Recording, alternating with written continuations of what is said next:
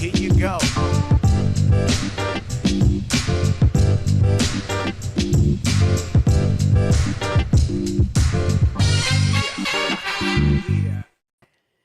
Happens to be represented by Boris.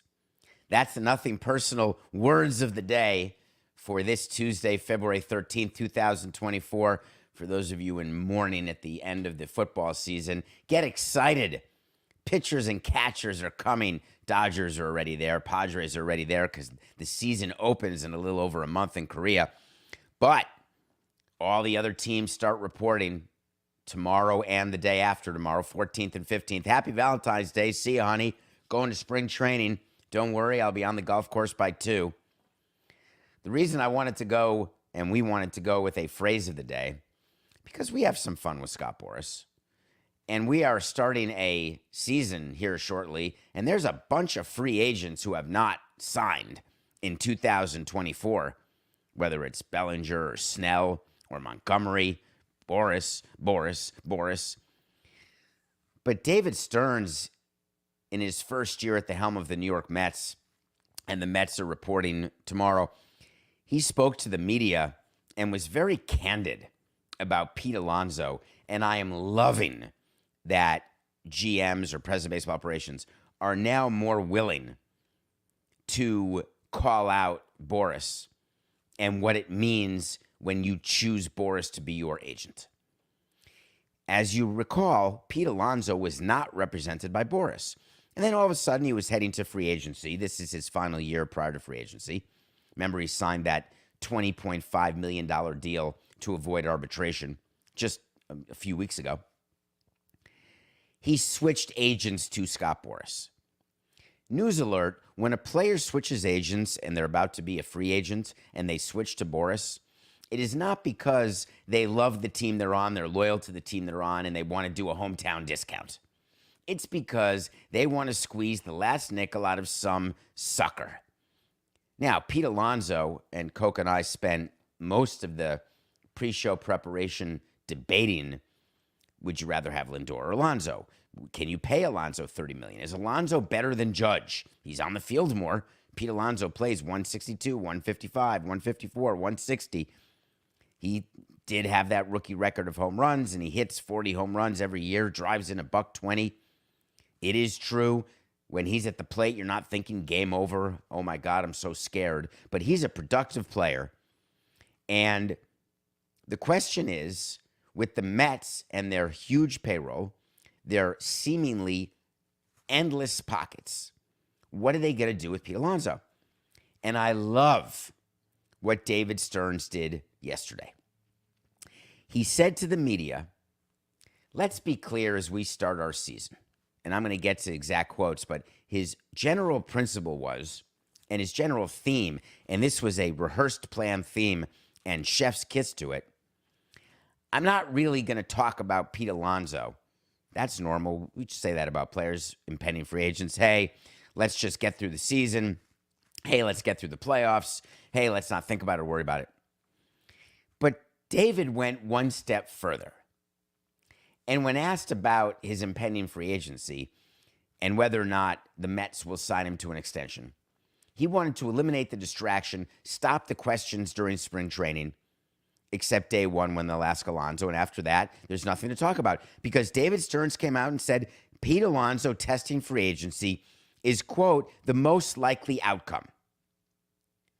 And the reason he said it's the most likely outcome is when you have a really talented player, I'm quoting, who's really good, who's entering the final year of club control, comma, who happens to be represented by Scott Boras, comma, these things generally end up into free agency. That's correct. And when you're starting a season, you keep a list of the distractions that are possible, the storylines that people are looking to exploit early on, and you try to tourniquet them. And what David Stearns was doing yesterday is saying, don't talk about it. We've got him for the year. I spoke to Pete. I said, hey, love you. Let's have a great year. Because if we have a great year and you have a great year, You're going to get your money, whether it's from us or someone else, you're all set. Your focus should be on the team winning and you having a great individual season. Do you agree with that philosophy? The philosophy of when you've got an impending free agent, are you scared to let him go? And what agents do, and Boris is really good at this, it's you better not let him go, because if you do, you are hurting your team. And my answer to him always was, but if we don't, we're not helping our team. We're just paying more for what we already had. And that was the concept around the Yankees signing Aaron Judge and then not making the playoffs. I'm very happy they signed Aaron Judge. It's really good for Aaron Judge, good for the Yankees, good for MLB. But you don't get better when you re-sign your own players. You're not adding to your team. So the Mets intelligently are waiting to see whether what they're hoping was an anomaly was actually an anomaly. And when you've got a year like the Mets had last year, coming off a year like they had the year before when they won over 100 games, they did get upset in the playoffs, but it doesn't matter. They were there and in position. What is the truth about your team? Which gets me to the single biggest differentiator between a good front office and a bad front office. It's the ability to truly evaluate your team and then to watch your team and decide, is what you're watching confirming your evaluation? Or were you wrong about your evaluation and you're going to act accordingly given by what you're seeing in front of you? It is way harder than you think.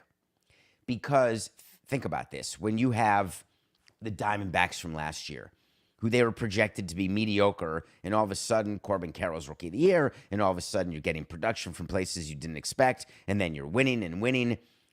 Well, I think we should add to this team because, hey, the rebuild must be done because we're winning right now. But if your evaluation of your team is that it wasn't going to be good, and then you're playing well, the temptation to add and the temptation, and I agree that when you're winning, that means you're winning, therefore take advantage of that moment. But taking advantage of that moment is trading for a bunch of rentals. It's not going crazy and signing long-term deals with players who are outperforming what you expected them to do, because that's how you end up getting crushed. Conversely, if you were supposed to be great and you're playing like crap during the course of a season, how quickly does a GM say, wow, we got it wrong? Or do they say, we're going to turn it around at any minute and we're going to be who we thought we were going to be? So this is the time of year when GMs have put their team together, with the exception of some of these free agents who are still out there, and we'll talk about that likely tomorrow. But this is when GMs are looking at their spring training roster.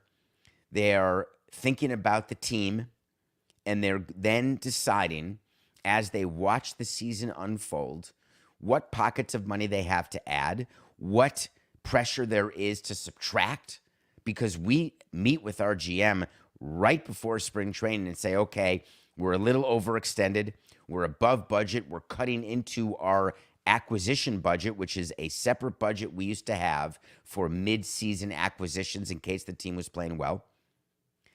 We can't add this minor league free agent to the roster because we'll have to pay him $2 million, and we don't want to increase our opening day payroll by that amount. So we're going to take the minimum guy instead, the young guy. We'll put him on the bench. That's when you decide, here's another unfair thing about baseball. Very often, and the union tried to legislate against this by all the pre-arbitration pool money, by giving young players full years of service, even if they're called up late. But one of the things that we would do running a team is we would put worse players on the team, players who didn't deserve to be on the team. We'd add them to the team because they weren't going to get consistent at-bats, and we didn't want our best prospects to rot on a bench. We wanted them to play, even if it's minor league level. So you don't put your best player at the end of your bench. You put sort of the schlock, which is amazing because they're on a major league team. They're getting service time. They're making the minimum, and they're happy as can be. So it's not always merit-based. Anyway, I don't know why we got off that subject and digressed, but I wanted to get back to what David Stearns was doing and whether or not I think this will end badly for the Mets. And my answer is no. And the reason I say no is that Steve Cohen, his whole 3 to 5 year plan in winning a World Series, and are we rebuilding or are we not with the whole Max Scherzer, you can't say they're rebuilding when they've got a $295 million payroll. Now, granted, they're paying a bunch of money to Verlander and Scherzer and to James McCann. What an awful signing that was. But it's not as though he is not spending money. But when you've got a player like Pete Alonso, who is as productive as Pete Alonso is, and you are the Mets, you're not going to let him go. And the Mets know they are going to have to pay Alonso. By not overpaying him now, which is the only way Boris would have allowed him to sign, is if he got a Judge deal, with a 4 handle, not a 3 or a 2 handle. Do the Mets ever, or any team ever, secretly root against the performance of a player in order to keep that player's salary reasonable? I'm sorry to tell you that if you gave me a choice, if I'm David Stearns, here's what I want to have happen. I want the Mets to win 100 games. I want the Mets to win the division. I want them to just eke out a division win over Atlanta. Then I want them to win the wild card round, the divisional round, and I want to get to the NLCS. I want Pete Alonso to play about 115 games, not the normal 150 or 160. I want Pete Alonso to hit 20 to 30 home runs, not 40 to 50. David, are you telling me that you rooted against a player? I'm telling you that I rooted for a team because I want team success. Every year, whether our projections were to win 100 or lose 100, I wanted to win the World Series. But if you gave me a choice in a Harry Potter type world where you could wave a wand, if you have an impending free agent, you're not looking for that guy to win the Cy Young that year. Now, if you told me, David, here's the crystal ball. In order for your team to win the World Series, your impending free agent has to win the Cy Young, and he's got to get paid an extra $10 million per year in free agency. But you've been in the World Series or won the pennant. Of course, I would take that trade every single minute of every single day. I'm talking about, so make sure, Coca, if you cut this or this gets aggregated, that you're very clear what I'm saying. If I'm given a choice of team success where the impending free agent is not the sole and largest reason for that success, that's my first choice. Team success with that player being solely responsible, that's my second choice. The worst scenario is what happened last year. Coca, what were Alonso's stats last year? He hit like 217, but didn't he hit 40 home runs and drive in 120 runs or something like that? The worst case scenario, what you tell the genie I don't wish for ever, is for the team to stink and for your impending free agent to go lights out all season. So we'll see what happens here with the Mets and Pete Alonso. I give credit to David Stearns for quashing any of this distraction. Wait to see when I tell you something's going to happen. If it does, great. If it doesn't, fine. We always revisit it. Hear me now and listen to me later. Pete Alonso, coming off a 46 homer, 118 RBI season, will re-sign with the Mets. Last night, Marlins fans, are you upset? You signed the World Series MVP a couple years ago, George Soler. Overpaid him. He was terrible, and then he had a decent year last year. Wondering why a team that needs so much offense isn't signing him. He had a $13 million AAV, and he had a player opt-out. Player opt-outs stink for the team, and they're great for the player. While you were sleeping, Soler signed a 3-year deal with the San Francisco Giants. God bless him. He's this year's Michael Conforto. Hey, we can't get any of the big guys we wanted, so we'll bring in Conforto for 2 years. Good luck. All right, let's try it again. Crikeys, we didn't get Ohtani. We didn't get anyone we wanted. There's no way we're overpaying for Bellinger. We're going to give Soler 3 years, $42 million. I wonder what the math is on 3 divided by 14. 4, 8, 12. feel like that's $14 million a year, which is $1 million more than he got with the Marlins. Is that why he opted out? Because he knew he was going to get $14 million a year? Huh. Interesting. Is that a coincidence? I think not. I don't know what happened with the San Francisco Giants. The only thing I can tell you is that signing and overpaying mediocre players, you don't win. All right. I want to switch base. 4869. All right, I want to switch topics. I want to talk a little bit about the TV deals and some of the announcements that happened yesterday and why it matters. The Minnesota Twins announced a one-year deal with the bankrupt Diamond Sports. A one-year TV deal.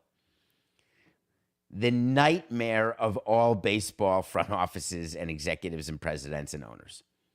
A one-year deal? Oy, it's horrific. So the court, the bankruptcy court, the reorg court, go back to previous episodes, Chapter 11 is reorganization.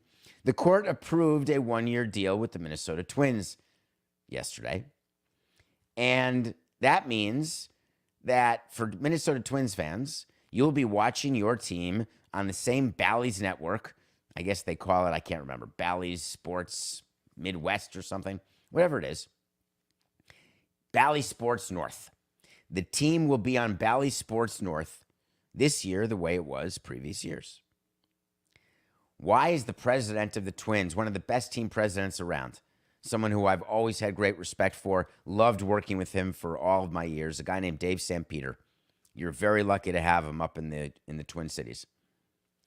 He gave an interview or a speech, and he talked about this and the deal. And one of the things that was of note is one of the explanations as to why the Twins are lowering payroll. You would think they're lowering payroll, and you'd say, wow, aren't they? They're in a division that absolutely stinks. Why aren't they going for it and signing more players and trying to finally beat the Yankees in a playoff series and get another ring, et cetera, et cetera? When you do your budget in baseball, you are assuming the number of people who go to your games. You're multiplying that by the average price of a ticket that you think you're going to get over the course of a season. You're slapping on a per capita for food, beverage, merchandise, and parking. You're adding that to the corporate deals that you have, which are the signs on the behind the plate and on the outfield wall. You're adding that to your revenue that you get from baseball, revenue sharing, central fund revenue that gets distributed equally to all 30 teams, like the Great Loan Depot deal that sponsors the AL and NLCS. Whatever money you get gets distributed 30 ways. And then you're adding your local TV revenue. That is a huge piece of your revenue puzzle that is required in order to figure out what your expenses can be. Because in a regular business like the one you work at or the one you own, or the one you hope to work at or own one day, there's about 32% of you who are in that position. It's about revenues minus expenses. And if revenue minus expenses is a negative number, you stink at your job, guilty, and you're going to go bankrupt. And then you've got to have a whole section in your budget of sources of capital because you've got to pay for the difference between revenue and expenses. If you don't know your revenue line and you can't properly project it, then you do different budget scenarios. You do a worst case, a medium case, and a best case. And those are based on, hey, if we play great, and all of a sudden attendance skyrockets, that we can raise individual game prices dynamically, and we get millions of dollars more than we expected, or somehow we sell that last quadrant of the ballpark, and we get an extra $3 million a year in a sponsorship deal, and somehow Major League Baseball overperforms and they distribute extra money to us. And somehow, if it's a contractually obligated piece of revenue, there is no change in your projections for what that revenue will be. So when you sign a TV deal and you're going to get $55 million from Ballys per year for next year, you plug that in and that doesn't move because those TV contracts, they don't have upside or downside. It doesn't matter if your team wins 100 games or loses 100 games. You get that $55 million. Gate revenue can change, which then changes your F&B number and per cap, etc. But local broadcast revenue simply doesn't change. The Twins didn't know what they were getting. They had no way to project it. When you do a 10-year billion-dollar deal with your TV partner, you plug in $100 million if it's a straight line deal, and that's it, set in stone. But the Twins didn't know. And when you don't know, there is no owner who is stupid enough to spend on players as though they're going to get a certain amount of money when it's not guaranteed they're going to get it when it comes to their TV deal. Some owners are delusional and will say, hey, I think your attendance projections are low. I think that we're going to make an extra $20 million. So while you're showing a $20 million cash requirement, I think we'll make it up with gate. And so go ahead and plug in a payroll that includes the extra $20 million. The Twins are not run by idiots. And Dave St. Peter explained it to people. And then he said, when he was giving his speech, we're not tone deaf. We understand the gap and feel horribly that we have, at least in the short term, been unable to address it. And he's not just talking about his team and his payroll. He's talking about his TV deal. And he's talking about the fact that all teams are talking about distribution right now. And it's funny because we never heard teams talk about distribution the way they are now because they were all excited to do the deal with the regional sports network and they didn't care, like the Dodgers, whether the games were available to everybody or nobody. They only cared they were getting every month a huge amount of money. Once that money stops, you've got the Phoenix Suns owner, you've got all the team presidents saying, oh, we want to get these games to as many people as possible. That's our goal. Let's do a free over-the-air deal. Let's make sure that our distribution is greater. So these are like the talking points you're hearing now from more and more team executives. And Dave didn't disappoint. He wants you to know that, listen, we are very focused on making sure that all of our fans get access to our games. Code word, we want the streaming rights to go to baseball, have them centralized, have them sold to somebody so the in-market blackouts disappear and you can stream our team from right in downtown tunnels of Minnesota. I get everything he's doing and everything he's saying. The problem is there is no way for Dave St. Peter or anyone to know what's going to happen going forward with these regional sports networks. You just don't know the guaranteed cash flow the way you used to. It's not like the Dodgers deal from 10 years ago. Remember they signed that like $8 billion deal with Time Warner through 2039? Gives them like $300 million a year, and there's nothing they can do about it because it's guaranteed by the entity above the regional sports network. That's why we always hated the Dodgers. The Rangers got their deal. I wonder whether that means Coca the Rangers with the TV deal now that they know it. Remember we told you Josh Hader didn't sign with the Rangers because the Rangers said we can't sign you, we don't know our TV deal? I wonder whether Jordan Montgomery was waiting to sign with the Rangers for the Rangers to get their TV deal, and the Rangers were waiting to sign Montgomery until they got their TV deal. I guess we'll wait to see on that. But if Montgomery all of a sudden shows up in a Rangers uniform to defend their title, I've got a surprise for you. It was about the TV deal. All right. When we come back, we're going to review a movie nominated for Best Documentary Feature. And then we're going to talk about something that happened yesterday with the Washington Wizards and their stadium deal in Virginia. Every day there's news about stadium deals, and I love it, explaining to everybody what's happening. This is a good one. Louise Lucas, you're making the show when we come back.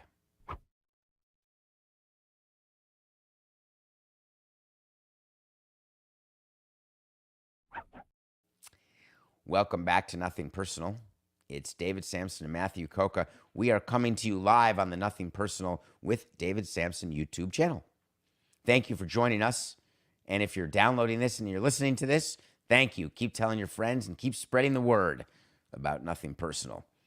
We're in the middle of a winter storm here. Snow days for everyone. Of course, the show goes on.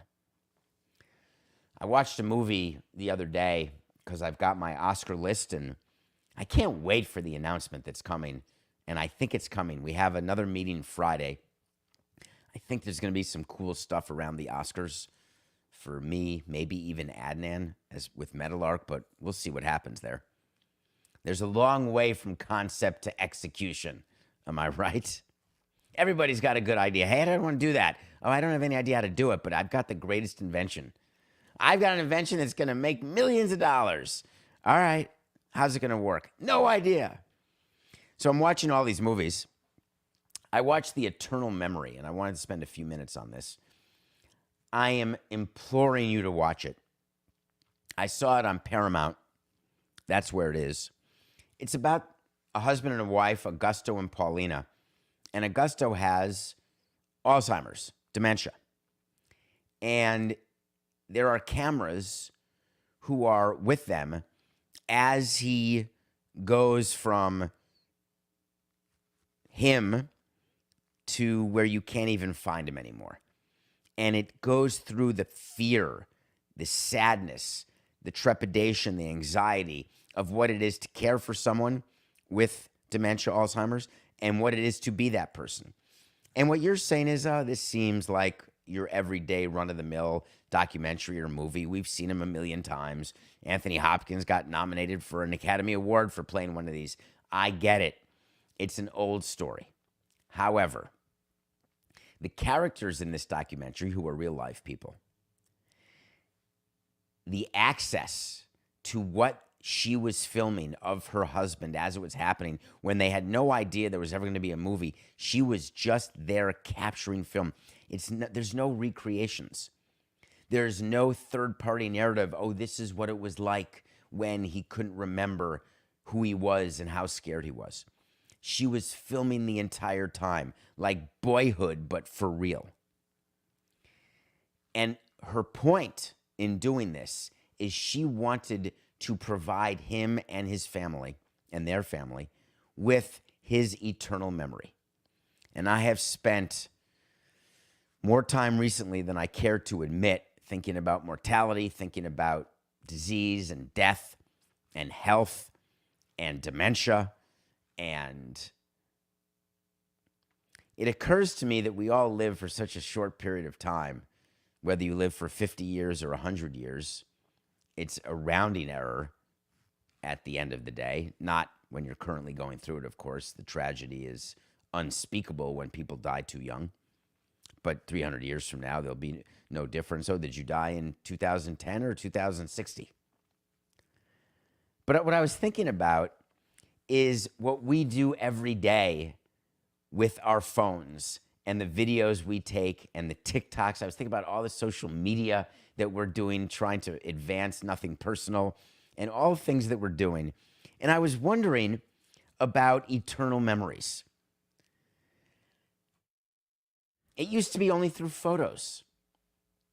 Now, I believe that my grandchildren, if I ever have them, or my friends and their kids, or anybody who used to know me after I die, there's a whole catalog of videos, of experiences, of moments, and creating eternal memories for people has become way easier. And what I thought about is whether that's good.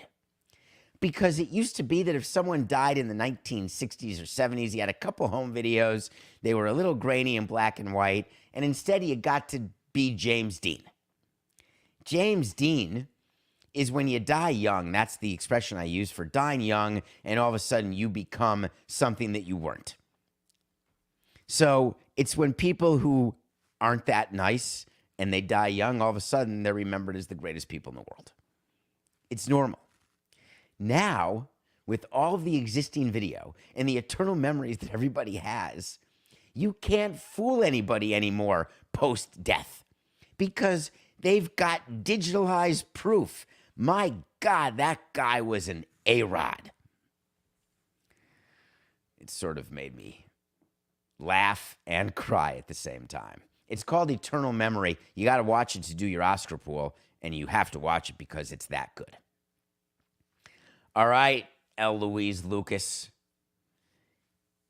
I did not have on the Nothing Personal bingo card that I would have a Democratic Virginia legislator ever on the show. And I don't mean as a Samson sit-down guest. I mean, I didn't think I'd utter your name across my lips. But then you came out with a quote yesterday, which was on the heels of Ted Leonis leaking out that they were interested in getting a new arena in Northern Virginia. And then he held that entire press conference. Who remembers? I am so sick and tired, and I did it. I did it in Montreal, unveiling a stadium without a stadium deal being done. Like, hey, the name of our stadium is not Labatt Park. It's Aspirational Stadium. The Tampa Bay Rays did that whole press conference. Everybody does a press conference. Ted Leonis did the whole thing. Everybody was there. The governor stood there and said, this is great. We're all so excited. One minor, teeny tiny issue. You don't play the drums. Exactly. That was a callback to Love Actually. I'm sorry.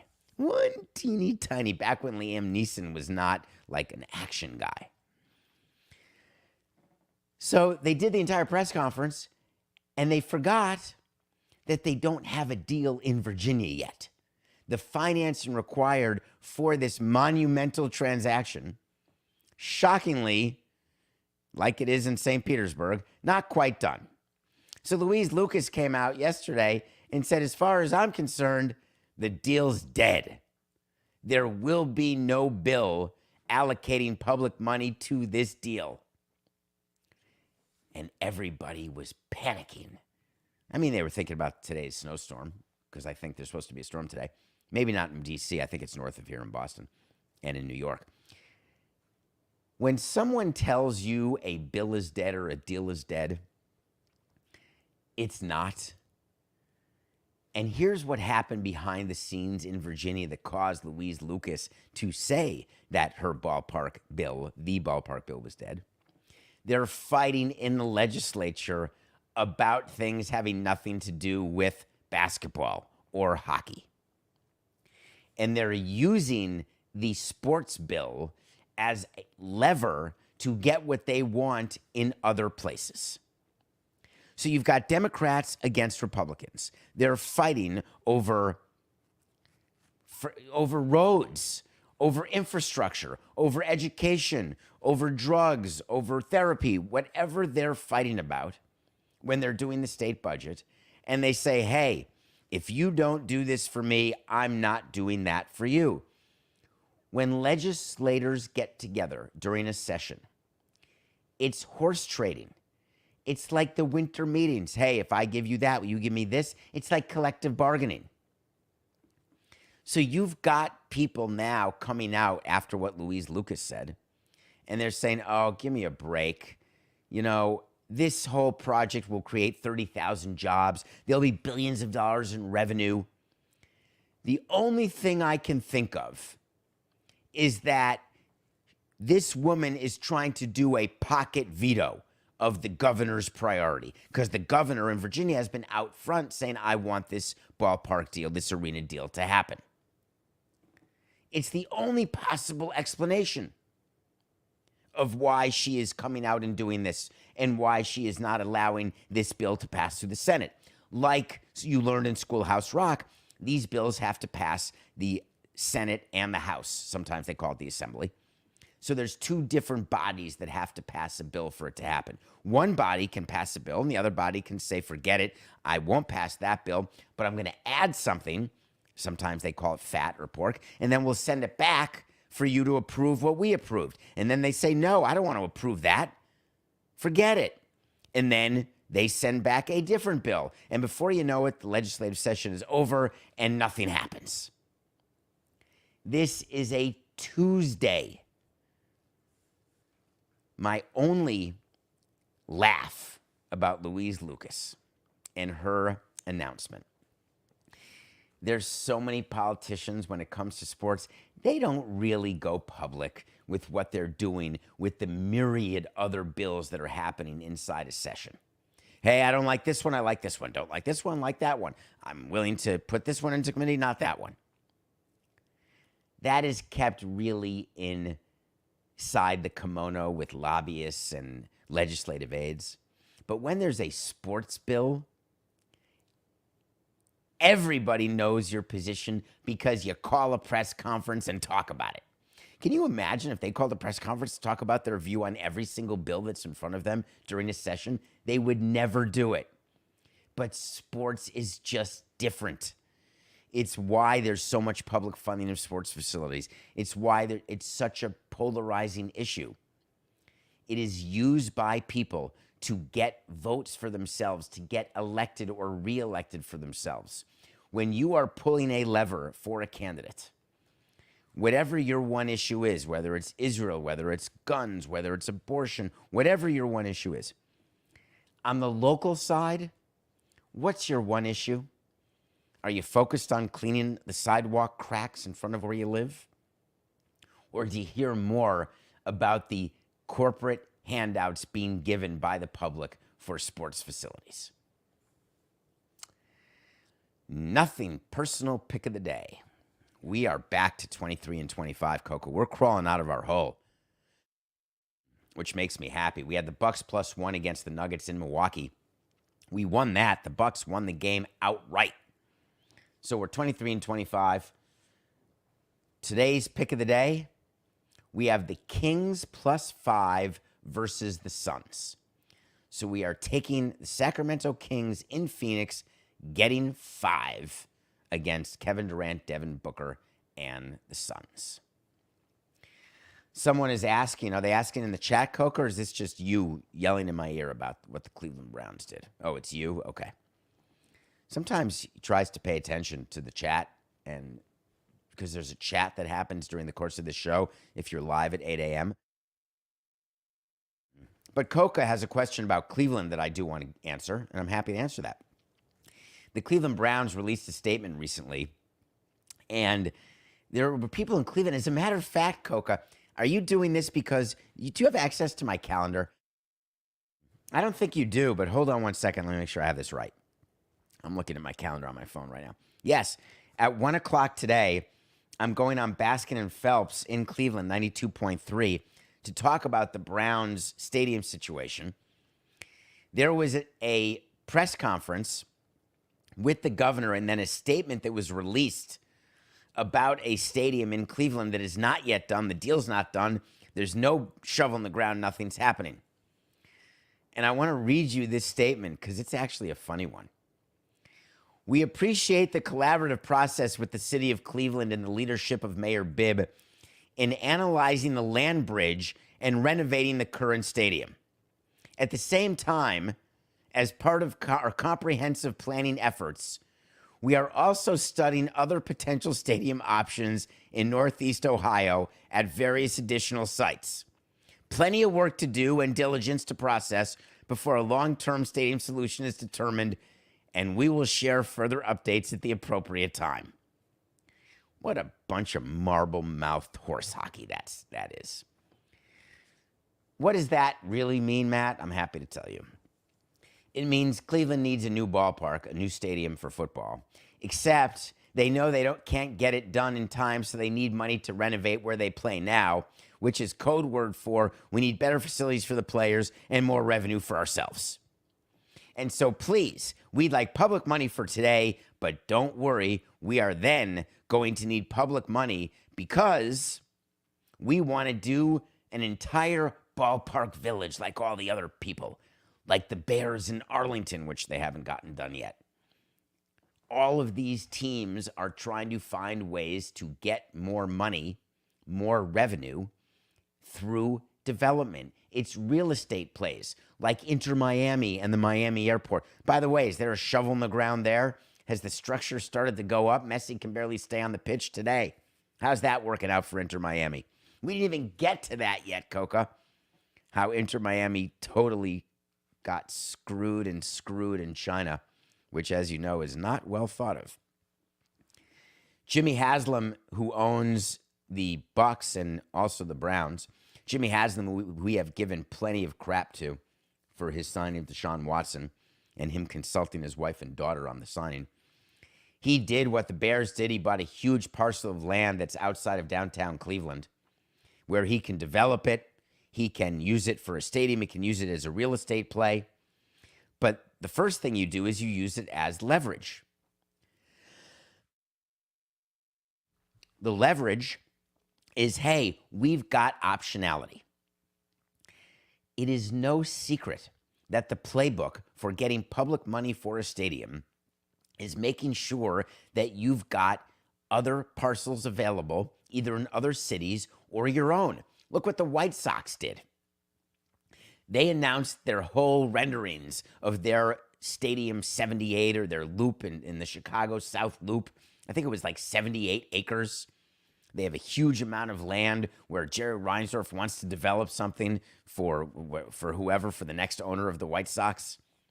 This is the new stadium playbook. And what the Browns are doing, for whatever reason, is they're following a little too closely what everyone's doing, which is the premature presser. Anything premature is not good, but the premature presser is the worst.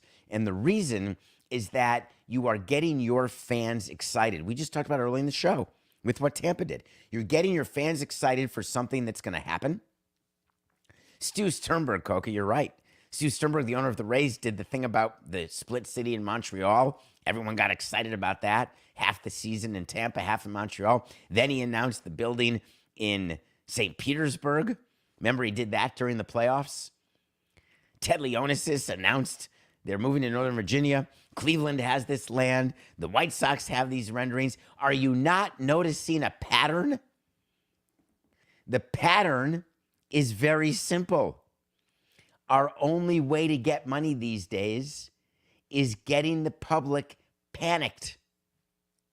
Well, a little note to the politicians out there. The Bears are staying in Chicago. The White Sox are staying in Chicago. Oh, I'm meeting with the mayor of Nashville. Whatever. You're not going to Nashville. I wonder what's going to happen now. Remember the Brewers? They did it too.